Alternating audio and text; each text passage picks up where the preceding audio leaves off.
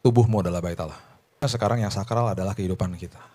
Makanya waktu gereja ditutup, orang-orang bilang gereja ditutup tahun 2020, saya bilang gini, bukan gereja lah yang ditutup, gedungnya ditutup. Gerejanya gak bisa ditutup. Karena gereja adalah saudara dan saya. Dulu yang sakral pengorbanan, sekarang yang sakral ketaatan. Pengorbanan tanpa ketaatan gak ada artinya.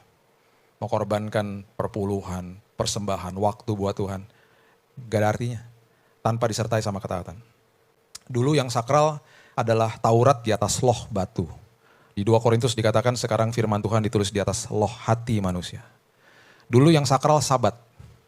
Sekarang yang sakral masuk ke dalam perhentian Tuhan. Bukan sekedar harinya saja. Percuma kita di dalam gedung gereja kalau hati kita gak masuk perhentian Tuhan. Kalau hati dan pikiran kita tidak rest in Him.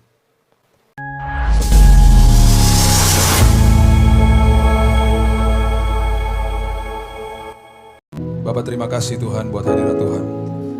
Kami selalu perkasa di dalam hadirat-Mu. Itu sebabnya Tuhan setiap hari dalam hidup kami bukan sekedar hanya waktu ibadah di hari Minggu saja.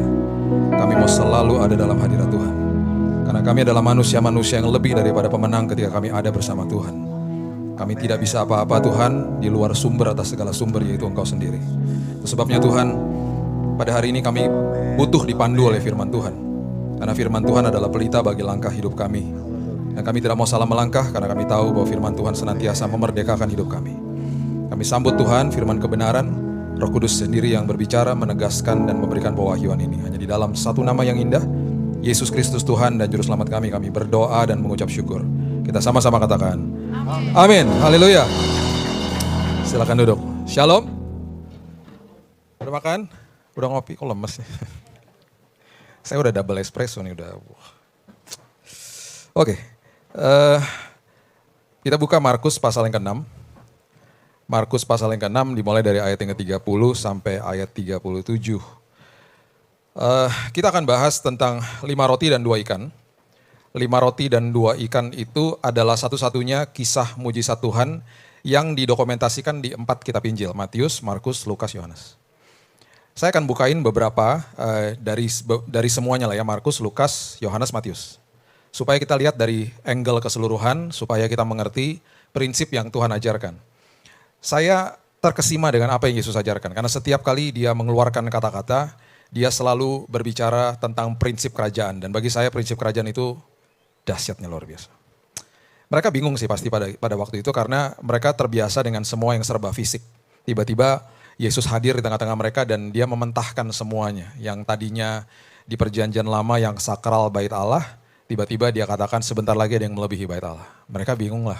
Di depan mereka ada bait Allah kedua yang besarnya luar biasa. Markus 13 mereka baru keluar dari bait Allah, murid-muridnya bilang gini, mana ada yang lebih besar dari ini? Yesus bilang sebentar lagi ini hancur semuanya. Dipertajam sama Paulus, tubuhmu adalah bait Allah. Jadi yang sakral gedungnya sekarang yang sakral adalah kehidupan kita. Makanya waktu gereja ditutup, orang-orang bilang gereja ditutup tahun 2020, saya bilang gini, bukan gereja lah yang ditutup, gedungnya ditutup. Gerejanya gak bisa ditutup. Karena gereja adalah saudara dan saya. Dulu yang sakral pengorbanan, sekarang yang sakral ketaatan. Pengorbanan tanpa ketaatan gak ada artinya. Mengorbankan perpuluhan, persembahan, waktu buat Tuhan, gak ada artinya. Tanpa disertai sama ketaatan. Dulu yang sakral adalah Taurat di atas loh batu. Di 2 Korintus dikatakan sekarang firman Tuhan ditulis di atas loh hati manusia. Dulu yang sakral Sabat. Sekarang yang sakral masuk ke dalam perhentian Tuhan. Bukan sekedar harinya saja. Percuma kita di dalam gedung gereja kalau hati kita gak masuk perhentian Tuhan. Kalau hati dan pikiran kita tidak rest in Him. Itu sebabnya disengaja sama Yesus. Dia buat mujizat di hari Sabat. Di depan orang Farisi. Disengajain.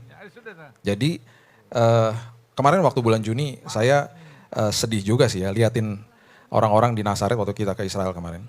Mereka musim panas. Mereka keluar dari rumahnya. Mereka cari orang yang non-Yahudi untuk nyalain AC.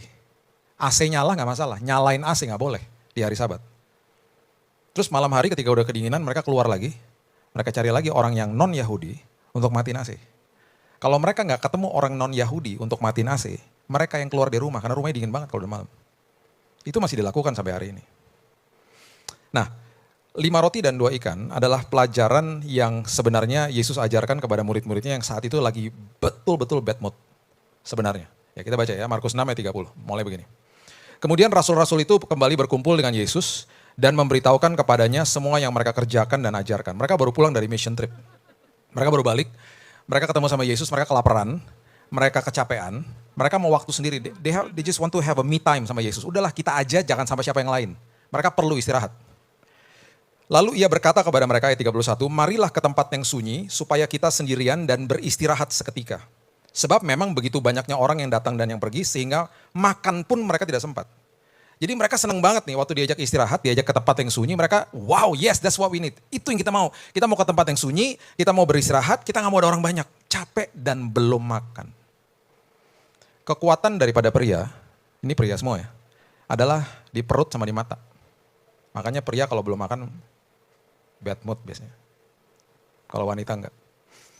Dan kekuatan pria itu ada di mata, makanya navigasinya hebat. Saya telepon sebuah gereja yang belum pernah saya kunjungi. Saya tanya arah dong, yang angkat ibu-ibu. Bu, gereja di mana? Dia nggak nanya lo saya di mana. Bapak terus saya pak, terus mentok kiri pak nyampe pak. Hah? Terus kemana bu? Bu gini bu, di sebelah ibu ada nggak pria bu?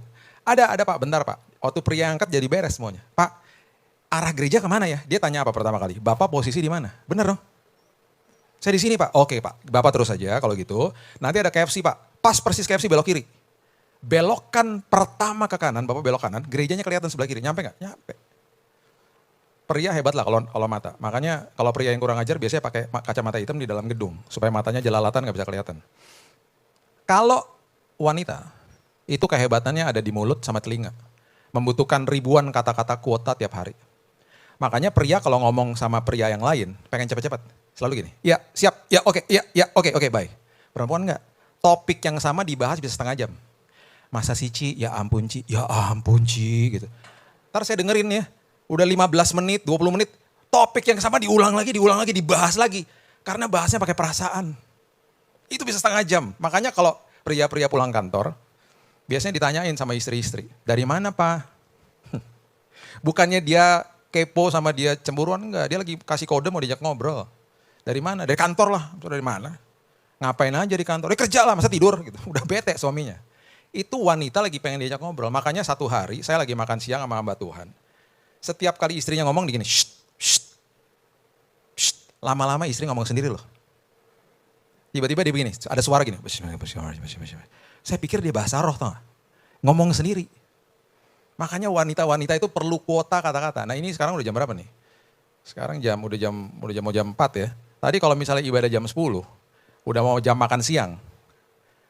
Biasanya kalau habis ibadah jam 10, pria-pria keluar duluan. Kenapa? Udah kelaparan, udah nungguin di mobil. Istri-istri yang gak pernah diajak ngobrol nyangkut di pintu, ketemu sama temennya. Ci apa kabar lo? Ketemu nyangkut. Saya suka kasih tip sama pria-pria, jangan kirim anak wanita untuk panggil mamanya. Anak wanita datang, mami, papi, tante apa kabar? Anak cewek ikutan ngobrol. Kirim pasukan Kopassus, pria, anak laki-laki. Mami, papi kelaparan, aku juga. Baik tante, sampai minggu depan ya. Beres langsung. Karena kekuatan pria itu di perut. Nah jadi ini kita bisa bayangin mereka murid-murid Yesus yang betul-betul kelaparan dan bad moodnya luar biasa. Ayat 32, maka berangkatlah mereka untuk mengasingkan diri dengan perahu ke tempat yang sunyi. Ke tempat yang sunyi itu di mana? Bapak Ibu catat aja, Lukas 9 ayat yang ke-10, tempat yang sunyi itu adalah Betsaida. Kenapa saya garis bawahi Betsaida? Karena ada hubungannya bentar lagi. Mereka pergi ke tempat yang sunyi itu, tempat sunyi itu Betsaida. Ayat 33, tetapi pada waktu mereka bertolak, banyak orang melihat mereka jadi bocor ya, perjalanan mereka sama orang banyak, mengetahui tujuan mereka. Dengan mengambil jalan darat, segeralah datang orang dari semua kota ke tempat itu sehingga mendahului mereka, ditungguin. Mereka udah tahu Yesus mau mendarat di mana, ditungguin di situ. Ketika Yesus mendarat, ayat 34, ia melihat sejumlah besar orang banyak, maka tergeraklah mereka karena mereka seperti domba yang tidak mempunyai gembala, lalu mulailah ia mengajarkan banyak hal kepada mereka. Ini makin bad mood dan murid-muridnya. Tadi katanya mau me time, tadi katanya mau istirahat, katanya kita mau makan juga, rame-rame, cuman kita aja gitu loh. Dan selalu ketika dia melihat kelompok orang banyak, tergeraklah hati dia, dan selalu dia mulai ngajar. Makanya ini rangkaian yang paling gak enak di hari itu adalah di momen-momen seperti begini. Akhirnya, pada hari sudah mulai malam ayat 35, datanglah murid-muridnya kepada Yesus dan berkata, udahlah tempat ini udah sunyi kan, hari udah mulai malam ya. Suruhlah mereka pergi ayat 36, supaya mereka dapat membeli makanan di desa-desa dan di kampung-kampung sekitar sini mumpung masih buka. Udah suruh pulang aja lah, kita juga lapar, kita juga pengen pulang. Udah dong pulang aja, yuk pulang yuk, udah. Kita ketemu besok aja deh. Di momen di saat mereka paling letih, di momen sudah larut malam, mereka udah gak punya tenaga, mereka udah gak bisa apa-ngapain. Otaknya udah gak kerja mungkin, karena belum makan. Di saat itu ayat 37, mujizat 5 roti dan 2 ikan, dimulai dari kalimat ini. Tetapi jawab Yesus, kamu harus memberi mereka makan. Kata mereka kepadanya, jadi haruskah kami membeli roti seharga 200 dinar? Sebanyak itu kita harus beli untuk orang sebanyak ini, untuk memberi mereka makan. Makin bad mood mereka udah. Di kondisi, di saat kita justru bilang, gak bisa Tuhan. Aku punya keterbatasan Tuhan. Justru di situ Tuhan katakan, give it away, berikan.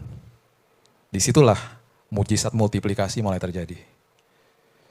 Yohanes pasal yang ke-6, ayatnya yang ke-4, dimulai dari ayat yang ke-4, firman Tuhan katakan gini. Tadi kita sudah tahu ya tempat itu ada di Betsaida. Ayat 4 firman Tuhan katakan begini. Dan Paskah, hari raya orang Yahudi sudah dekat. Ketika Yesus memandang sekelilingnya dan melihat bahwa orang banyak berbondong-bondong datang kepadanya, berkatalah ia kepada Filipus. Oke. Di manakah kita akan membeli roti supaya mereka ini dapat makan? Kenapa Filipus? Karena Filipus berasal dari Betsaida. Orang lokal. Jadi disamperin sama Yesus. Pus, toko roti yang masih buka di mana? Hah? Toko roti yang masih buka di mana? Lo kan orang sini, orang lokal kan? Ditanya Filipus. Makanya tadi saya garis bawahi ya Betsaida ya. Ini jawabnya Filipus. Sebelum dijawab dikatakan begini, hal ini dikatakan Yesus ayat 6 untuk mencobai dia. Mencoba itu menguji dia, to test him. Sebab Yesus juga sendiri tahu apa yang hendak dilakukannya, dia udah tahu lah, dia udah tahu apa yang dilakukannya. Tetapi seringkali dia akan datang kepada kita, dia akan tanya gini, kamu punya apa? Sama seperti orang yang buta mau melihat, lumpuh mau berjalan, si kusta mau tahir, selalu dia tanya seolah-olah sepertinya dia gak tahu apa yang harus dilakukan. Kamu mau aku lakukan apa sih?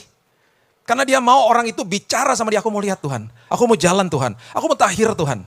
Dan selalu responnya dia, terjadilah sesuai dengan imanmu. Selalu gitu. Kamu punya apa? Aku punya iman. Aku hanya punya iman sekecil ini, gak apa-apa. Apa sih yang kamu punya? Yang kamu punya bermitra ya sama saya.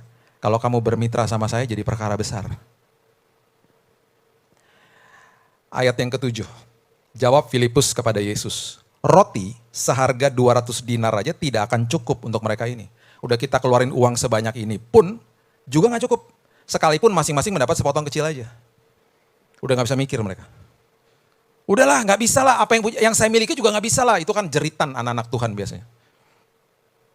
Lihat ayat 8 dan ayat 9. Seorang dari murid-muridnya, yaitu Andreas, saudara Simon Petrus, berkata kepada Yesus, di sini ada seorang anak mempunyai 5 roti jelai dan 2 ikan, tetapi apakah artinya itu untuk orang sebanyak ini? Kenapa Andreas? Karena Andreas juga berasal dari Betsaida. Ada kemungkinan besar anak ini temannya Andreas. Dia kenal, mungkin kenal sama orang tuanya, mungkin tetangganya, mungkin satu desa sama dia. Dan Andreas bilang seolah-olah seperti mencibir, ada sini roti sama ikan, tapi cuma segini. Emang bisa kasih makan? Itu yang Yesus selalu tanya sama kita. Apa sih yang kamu punya? 2 Korintus pasal yang ke-12 ayat yang ke-9 mengatakan gini. 2 Korintus 12 ayat 9. Tetapi jawab Tuhan kepadaku, cukuplah kasih karuniaku bagimu, sebab justru dalam kelemahanlah kuasaku menjadi sempurna. Sebab itu terlebih suka aku bermegah atas kelemahanku, supaya kuasa Kristus turun menaungi aku. Dengan kata lain gini, Paulus katakan begini, justru di dalam kelemahanku, di dalam keterbatasanku, di dalam ketidakmampuanku, di dalam posisi di mana semua udah kejepit, pintu-pintu ketutup, di situ kesempatan aku lihat kuasa Tuhan, itu maksudnya. Itu sebabnya ketika anak-anak Tuhan berhadapan sama masalah, senantiasa berharaplah walaupun seolah-olah udah gak ada jawaban. Makanya saya paling anti sama orang Kristen pinjam duit. Saya paling anti. Karena itu bertentangan dengan firman Tuhan. Karena Yesus mengatakan begini, janganlah khawatir dan berkata apakah yang akan kamu makan, minum, dan pakai. Khawatirnya dibahas, berkatanya gak pernah dibahas. Berkata tuh pertama ngeluh dulu, aduh gimana ya, aduh besok gimana ya. Terus mulai ngomong sama teman, aduh gimana ya, gue takutnya, aduh gimana ya. Ujung-ujungnya pinjam duit. Saya gak ngomongin KPR atau kredit ya, saya ini bicara orang telepon temennya, telepon keluarga, pinjam duit dong. Itu sama aja ya, anak saya keluar dari rumah, ke tetangga. Om tante bagi makanan dong buat besok. Bukannya kamu anaknya Pak Billy, betul. Bukannya besok nanti ayahmu akan menyediakan makanan buatmu, belum lihat. Bagi dong, minta dong, pinjam dong, yang malu siapa? Saya. Kita nih Roma 8 ayat 17 mengatakan anak raja, ahli waris, dan orang-orang yang punya hak penuh atas semua janji-janji Tuhan. Makanya seringkali kita dibiarkan berbenturan sama kondisi di mana kita ngerasa lemah banget, terjepit sekali, dan gak bisa ngapa-ngapain. Disitulah kuasa Tuhan bekerja. Disitulah justru saat-saat seperti begitu, kalau kita betul-betul mengharapkan dia dan pasti ngeri-ngeri sedap, kuasa Tuhan bekerja. Makanya Paulus bilang apa? Aku bermegah di depan kesengsaraanku, aku bermegah di depan kelemahanku. Ini kesempatan soalnya, aku akan lihat kuasa Tuhan. Dan pasti kesaksiannya berbobot. Pintu udah ketutup Pak, udah gak bisa Pak, udah mustahil. Kok bisa ya terjadi? Teman kami tokonya udah mau bangkrut. Mobil niaga udah gak bisa kebayar, didatengin debt collector. Debt collector marah-marah, dia bilang apa? Udah gak ada uang. Dibuatin kopi, debt collectornya pulang. Saya baca sendiri WhatsAppnya teman istri saya kok. Besoknya debt collectornya WhatsApp dia. Bu, saya kasihan sama ibu. Saya sama orang sales sudah sepakat, tunggakan mobil 2 bulan, mobil niaga ibu, kita bayarin dulu ya bu. Nanti kalau ibu ada uangnya, ibu balikin aja ke kita tanpa bunga. Saya gak pernah dengar debt collector bayarin utang, kecuali debt collector di Jamaah Roh Kudus. Gak ada. Itu saya rasa tuh kopinya pas lagi dibuatin ada urapan Tuhan. Tapi tetap ada utang dong, tetap harus dibayar toh. Besoknya temennya WhatsAppin dia, saya baca juga WhatsAppnya. Ci, mobil lo kan kagak dipakai, gue sewa ya. Sewa aja. Dia nego, dibayar hari itu juga, persis untuk bayar tunggakan 2 bulan. Dalam 2 hari, mobilnya lunas. Sekarang saya tanya, udah kejepit gak? Bukan kejepit lagi. Terpojok, bukan terpojok lagi. Tapi ketika dia bersaksi, bobotnya luar biasa. Karena di dalam kelemahan dia, di dalam keterbatasan dia, ketika dia berserah sama Tuhan, kuasa Tuhan turun. Apa sih yang kamu punya? Apa sih yang kamu punya? Cuman ini Tuhan, cuman dengkul untuk berdoa sama air mata. Tuhan katakan apa? Cukup, bermitralah sama saya jadi perkara besar. 2 Raja-Raja 4 coba lihat ayat 1 sampai 6. 2 Raja-Raja 4 ayat 1 sampai 6 mengatakan begini. Salah seorang dari istri-istri para nabi mengadukan halnya kepada Elisa sambil berseru, hambamu suamiku sudah mati dan engkau ini tahu bahwa hambamu takut akan Tuhan. Tetapi sekarang penagih hutang sudah datang untuk mengambil kedua orang anakku menjadi budaknya nih. Sama aja nih. Didatangin debt collector. Jawab Elisa, ini mesianik sekali ya. Di banyak ayat-ayat di perjanjian lama yang sangat mesianik menggambarkan apa yang Yesus akan lakukan di perjanjian baru. Yang paling penuh dengan berita mesianik itu kitab Yesaya sebenarnya. Jawab Elisa kepadanya, ini mesianik sekali. Apakah yang dapat kuperbuat bagimu? Sama seperti Yesus, apa sih yang aku bisa buat bagimu? Seolah-olah seperti nggak tahu gitu. Dia mau orang itu bicara gitu. Beritahukanlah kepadaku apa-apa yang kau punya di rumah, berkatalah perempuan itu, hambamu nggak punya apa-apa, sesuatu pun di rumah. Kecuali sebuah buli-buli berisi minyak. Kamu punya apa? Selalu Yesus tanya gitu, kamu punya apa? Kalau kamu mau aku bekerja sama denganmu, kamu punya apa dulu? Makanya dia samperin Filipus. Di kotamu ada apa? Bakery apa yang buka? Filipus jawabannya seperti begitu tadi. Andreas juga begitu. Ini ada sih anak kecil, cuman apa artinya? 5 roti dan 2 ikan. Saya cuman punya buli-buli berisi minyak. Perhatikan apa yang kata Elisa. Berkatalah Elisa ayat 3. Pergilah, minta bejana-bejana dari luar. Daripada segala tetanggamu pinjem bejana-bejana yang kosong. Perhatikan kalimat ini. Jangan terlalu sedikit. Karena sebentar lagi minyak itu akan mengalir. Sebentar lagi kamu akan melihat bahwa suplainya Tuhan selalu lebih besar daripada kapasitas. So, enlarge your capacity. Perbesar kapasitasmu. Jangan terlalu sedikit ambil bejananya. Karena rugi kamu nanti. Kemudian masuklah ayat 4, tutuplah pintu sesudah engkau dan anak-anakku masuk, tuang minyak itu ke dalam segala bejana, mana yang penuh angkat. Rest. Setelah kamu lakukan itu, rest. Masuk dalam perhentian Tuhan, pikiran dan hati. Jangan dengerin perkataan-perkataan dari luar. Pergilah perempuan itu daripadanya, ditutup pintu sesudah ia dan anak-anaknya masuk. Dan anak-anaknya mendekatkan bejana-bejana kepadanya, sedang ia terus menuang. Perhatikan ayat 6. Ketika bejana-bejana sudah penuh, berkatalah perempuan itu kepada anaknya, dekatkan kepadaku sebuah bejana lagi. Tetapi jawab anaknya kepada ibunya, udah habis bu, udah gak ada lagi bejananya. Dan kalimat ini yang terakhir mengatakan begini, berhentilah minyak itu mengalir. Berarti kalau bejananya masih ada, minyaknya mengalir gak? Mengalir terus. Makanya perbesar kapasitas imanmu. Kalau nggak perbesar, rugi sendiri. Karena suplainya Tuhan selalu lebih besar daripada kapasitas kita. Jadi mau apapun yang masih kecil di tangan, walaupun hanya punya lutut untuk berdoa dan air mata, Tuhan, aku mau bermitra sama Tuhan. Karena aku tahu perkara yang kecil ini, ketika bermitra sama Tuhan jadi perkara besar. Keluaran pasal yang keempat ayat yang kedua, Tuhan bertanya begini sama Musa. Keluaran 4 ayat 2. Apakah yang di tanganmu itu? Jawab Musa, tongkat. Tongkat itu ketika bermitra sama Tuhan terjadi tulah Bapak Ibu. Tongkat itu ketika digetok ke atas batu keluar air buat bangsa Israel. Tongkat itu ketika diangkat tangan Musa, lautan kebelah. Dia selalu pakai perkara-perkara kecil dalam hidupmu. Asal imanmu perbesar kapasitasnya. Nun jauh di sana. Satu hari ada bocah sekitar 13, 14, 15 tahun. Diurapi sama Nabi Samuel. Namanya Daud. Dia diurapi belum tentu dia ditetapkan. Dia ditetapkan jadi raja sekitar umur 30 tahun. Masih nunggu 15 tahun lah kira-kira.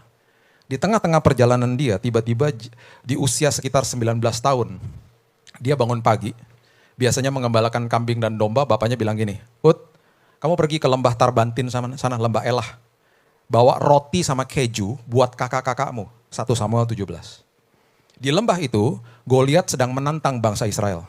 Goliat kira-kira ngomongnya gini, daripada kita perang terbuka, udah lu kirim aja prajurit 1-1 duel sama gua. Kira-kira gitu. Lu kalah lu nyembah gua, kalau gua kalah gua nyembah lu. Kira-kira gitulah isi tantangannya. Jadi Alkitab mencatat raja pun cemas, Raja Saul pun cemas.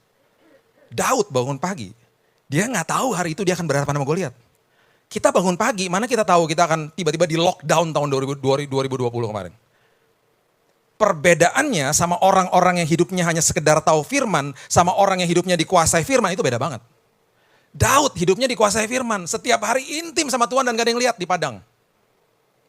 Bangun pagi, bapaknya bilang, bawa roti sama keju ke lembah Tarbantin. Di mana tuh lembah? Google Map aja ribet amat sih lu. Dia pergi ke sana. Sampai ke sana, kakak-kakaknya marah sama dia. Ngapain lu ke sini katanya?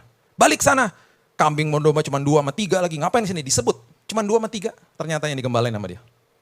Puji Tuhan, Daud gak pulang. Dia kepo. Dia nanya, ada apaan sih? Pada ketakutan amat muka-mukanya.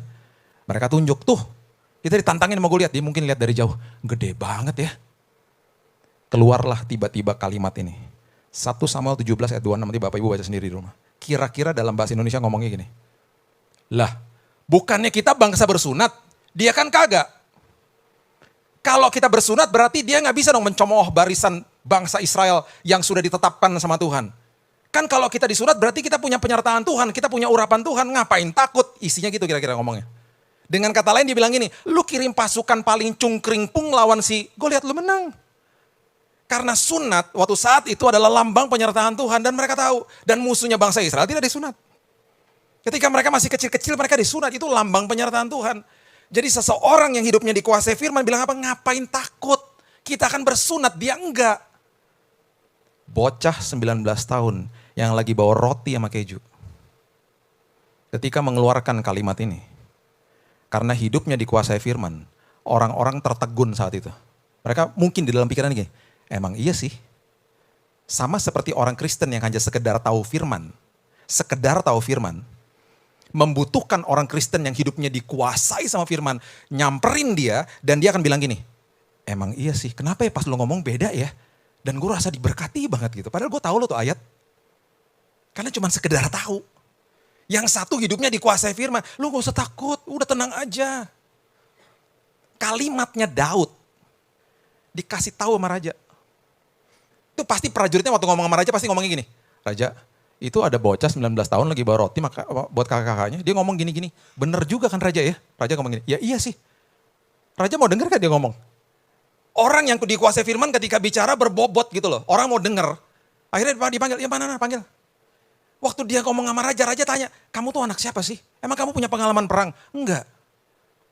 Terus dia bilang gini, raja, saya udah biasa merobek rahangnya singa sama beruang di padang.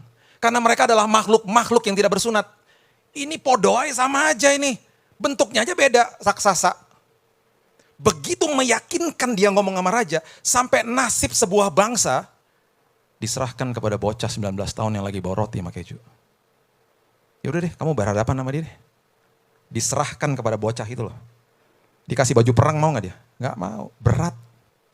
Terus mau bawa apa? 1 Samuel 17 ayat 40 coba lihat. Lalu Daud mengambil tongkatnya di tangannya. Tongkat di tangannya. Dipilihnya dari dasar sungai 5 batu yang licin. Dan ditaruhnya dalam kantung gembala. Dan dibawanya yakni tempat batu-batu. Sedang umbannya dipegangnya di tangannya. Dengan semua hal-hal kecil ini, ia mendekati raksasa itu. Ia mendekati orang Filistin itu. Tongkat, batu, tas kecil buat batunya, sama umban, selepetan. Diketawain sama Goliat. Dan pasti teman-teman kakaknya juga pada ketawain dia. Itu adik lu gila banget sih. Gitu. Tahu tuh emang dari dulu begitu tuh. Dengan apa yang kecil di dalam pikiran dan hatinya, dia udah tahu. Apapun kecil bermitra sama Tuhan jadi perkara besar. Bahkan gak ada takut-takutnya, dideketin Goliatnya. Kita udah tahu kisahnya, mati Goliat, mati. Jadi sekarang hari ini kalau kita hanya punya dengkul untuk berdoa sama air mata, bermitralah sama Tuhan. Lihatlah perkara besar akan terjadi dalam hidupmu. Dia selalu tanya, kamu punya apa sih? What do you have? Yohanes 6 ayat 10. Yohanes 6 ayat 10 kata Yesus, saya cuma mau kasih tahu di ayat ini, bahwa mujizat 5 roti dan 2 ikan bukan terjadi atas 5.000 orang. Suruhlah orang-orang itu duduk, adapun di tempat itu banyak rumput, ya duduk rest, sebelum terima multiplikasi, rest in him. Maka duduklah orang-orang itu kira-kira 5.000 laki-laki, bukan 5.000 orang banyaknya. Berarti kalau istri 1-2 anak, rata-rata saat itu seperti itu, ada 20.000 orang saat itu di tempat ini, di Betsaida. Dan ayat terakhir Matius 14 ayat 19 mengatakan begini. Lalu disuruhnya orang banyak itu duduk di rumput, rest. Dan ini saya merinding pas baca ini. Dan setelah diambilnya 5 roti dan 2 ikan, Yesus menengadah ke langit, mengucap berkat, memecah-mecahkan roti, memberikan kepada murid-muridnya. Perhatikan kalimat ini. Lalu murid-muridnya membagi-bagikannya kepada orang banyak. Dengan kata lain, mujizat 5 roti dan 2 ikan, multiplikasi terjadi di tangan murid-muridnya. Tadi di awal Yesus bilang apa? Berikan mereka makan. Udah capek Tuhan, pulang aja capek, kita juga belum makan. Berikan mereka makan. Di saat yang kita udah letih, gak bisa ngapa-ngapain. Di saat kita pulang ke rumah malam-malam, udah capek dan kita masih berlutut dan berdoa, tenaganya udah gak ada. Itu pemberian terbesar untuk Tuhan. Karena sisanya gak ada. Makanya janda yang memberikan sepeser duit, Yesus katakan apa kepada murid-muridnya?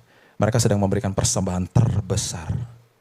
Karena dunia melihat 10.000 sama 100.000 besaran 100.000. Tetapi kerajaan surga nggak lihat nominalnya, kerajaan surga lihat sisanya. Tenagamu makin nggak ada, kamu malah dalam kondisi yang belum makan ketika kau berikan, mujizat multiplikasi terjadi di tanganmu. Selalu begitu. Apa yang kecil ketika diserahkan sama Tuhan, jadi perkara besar. Itu sebabnya jangan kaget. Kalau dalam kondisi-kondisi kita justru membutuhkan penghiburan. Tuhan kirim orang yang butuh penghiburan. Sampai kita bilang, aduh Tuhan, udah dalam ini udah capek banget Tuhan. Masa nih orang datang, aku harus kasih kata-kata motivasi lagi sama dia. Lihat perkara besar terjadi atas hidupmu. Jangan kaget tiba-tiba hari itu ada damai, sukacita, hikmat, pengharapan merasuki hidupmu. Di saat kita lagi butuh dalam kondisi finansial, tiba-tiba kok ada orang yang lagi lebih butuh daripada kita dan kita harus nabur ke dia. Multiplikasi terjadi. Justru dalam kondisi seperti begitu. Saya akan tutup dengan kisah nyata ini. Bapak Ibu tahu lagu Oleh Kuasa Darahmu Kau Telah Tebus Dosaku. Tahu ya? Di tahun 2000 atau 2001 saya lupa. Itu direkam oleh Harvest Praise Ministry. Dan lagu itu ketika dinyanyikan, saya ikutan di rekaman itu. Jadi ada 6 pria, 6 wanita. Sekarang kalau dilihat di Google banyak yang klaim lagu itu ditulis sama teman saya sebenarnya. Waktu kita rekaman malam hari itu, Itu hari sudah larut malam, sudah jam 12 malam, hari kerja, dan besoknya kita juga harus kerja. Kondisi udah capek lah, udah betul-betul capek. Terus semua bilang, ayo semangat ya, udah terakhir gitu. Jadi 6 pria masuk ke dalam ruang rekaman, yang 6 wanita nunggu di luar. Waktu kita nyanyi, rasakan hadirat Tuhan. Rasa hadirat Tuhan, selesai kita keluar, kita lihat wanita-wanita pada nangis. Tiba-tiba, operator studio rekaman, tangannya gemeteran, dan dia bukan orang percaya, tangannya gemeteran. Kenapa mas? Dia panggil, coba sini bentar. Dia lagi lihat komputernya. Yang nyanyi tadi 6 orang kan? Iya. Kenapa di komputer saya suaranya 7 ya? Dia bingung, kita juga bingung. Terus dia mulai breakdown satu-satu. Ini suara kamu bukan? Iya. Ini suara kamu? Iya. Nah ini suara siapa? Gak ketahuan suara siapa. Setiap kali ada kata darah, suara itu melengking tinggi sekali. 1 oktav di atas suaranya Michael Jackson. Tingginya luar biasa. Saya hanya bisa mengambil kesimpulan bahwa pada malam hari itu, malaikat Tuhan bernyanyi bersama dengan kita. Dan ketika lagu itu sebelum di mixing, saya bawa ke dalam ibadah seperti begini, didengerin, tiba-tiba ada seorang pria jatuh gedubrak di belakang. Kita doakan, mulutnya sampai berbusa gitu ya. Kita doain, setelah selesai berdoa dia bilang, Kak tadi aku lihat waktu lagi diputer, seolah-olah kayak ada malaikat keluar dari speaker dan kampirin aku sampai aku gedubrak di belakang. Tadi aku datang ibadah kepahitan sama orang tuaku. Aku mau kasih tahu dong hari ini aku mau terima Yesus sebagai juru selamat. Saya bilang sama teman-teman saya gini, kita waktu itu capek banget ya waktu pas lagi rekaman, iya. Paling tidak kita tahu sekarang, yang kita berikan udah gak ada sisa tenaga. Malaikat Tuhan nyanyi sama-sama kita. Paling tidak kita bisa dapat konfirmasi bahwa ada 1 jiwa terima Yesus. Gara-gara itu. Tuhan suka pakai perkara kecil. Tuhan suka pakai apa yang kita punya. Itu sebabnya bermitralah dengan dia. Perbesar kapasitas imanmu. Karena siap-siap, suplainya Tuhan selalu lebih besar daripada kapasitas kita. Berikan tepuk tangan kita untuk Tuhan kita. Bapak terima kasih mengucap syukur buat hari ini. Terima kasih Tuhan buat hadirat Tuhan. Hamba-Mu stop sampai di sini Tuhan, tapi firman Tuhan terus berkumandang di hati kami. Kupercaya Tuhan bahwa kami akan sampai ke seberang, sampai ke ujung dalam perjalanan hidup kami dengan selamat. Bahkan kami disertai Tuhan, dipelihara sama Tuhan, dan bahkan kami mengalami Tuhan. Dan akan banyak kesaksian keluar dari hidup kami. Tolong kami Tuhan, kami mau memperbesar bejana-bejana iman kami. Karena kami tahu bahwa suplainya Tuhan selalu lebih besar daripada kapasitas kami. Dan Tuhan mau pakai apa yang kecil di dalam tangan kami. Ini kami Tuhan, mungkin hari ini kami hanya punya lutut untuk berdoa dan air mata. Tapi itu cukup ketika kami bermitra sama Tuhan jadi perkara besar. Kami akan lihat Tuhan, hal-hal dahsyat terjadi atas hidup kami, keluarga kami, usaha pekerjaan kami, pelayanan kami. Karena kami bermitra sama Tuhan. Terima kasih Bapa, hanya di dalam satu nama yang indah, Yesus Kristus Tuhan dan Juru Selamat kami sudah berdoa dan mengucap syukur. Kita sama-sama katakan, amin. God bless you.